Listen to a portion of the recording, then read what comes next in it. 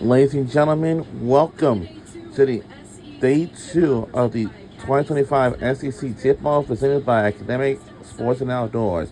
We're live at the Grand Dolmahan Hotel in Summer, Alabama.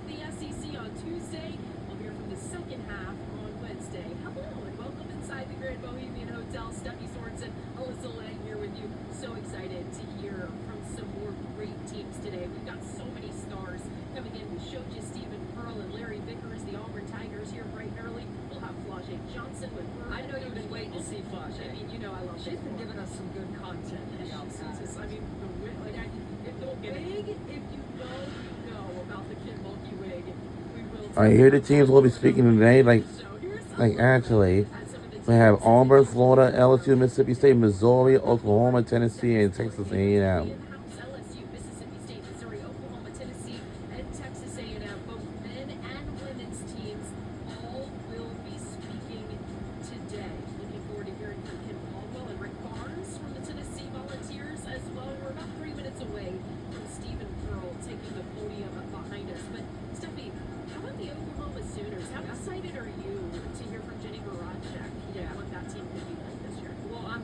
Excited, and because she spent time with Team USA and got herself a gold medal, and bringing Aaliyah Chavez into this team, the #1 recruit coming out of high school, and then you return Reagan Beers, Peyton Verholst. I mean, they've got a great group coming back, but what they've also brought in from the portal too. So I'm excited to talk to Jenny. But Kim Caldwell, year 2, top 10 preseason ranking. I mean, high expectations in Knoxville. So I'm just curious, and also how's motherhood been treating her? You know, I got lost in that she was pregnant and then she had her baby, and I want to see how Connor's doing, and I'm excited to see how they'll handle now with the high expectations. Year 1 was a little bit unknown. Year 2, top 10. We'll see. The last time, at least I saw Kelly Harper, was when we were in Greenville for the SEC tournament. Then she took the job to be Missouri's next women's head coach. I mean, how excited are we to see her? Oh, it's reunite. I can't wait to be reunited with Kelly and just see how she's adjusting to life in Columbia, Missouri. And I thought they hit the portal hard. Yeah. And they did retain 2 really good players from Missouri. And you know, one thing about Kelly Harper, she knows how to coach. She is a dang good coach, and so it's great to see her back in this conference. Yeah, absolutely. So many storylines to continue to talk about today.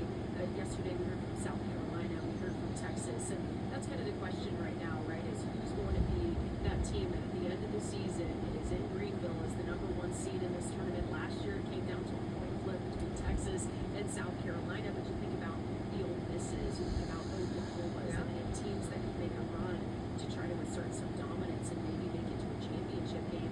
From what we heard yesterday, catch us up on everything that you learned, your biggest takeaway from Greenville. I think Ole Miss is certainly going to keep that momentum going. They lost some players to the WNBA, and I think they're now a launching pad to get pros, which is awesome for them. And also Alabama has launched players into the WNBA. And I'm excited to see Christy Curry, because when their backs against the wall, people are doubting them. I think they might be better.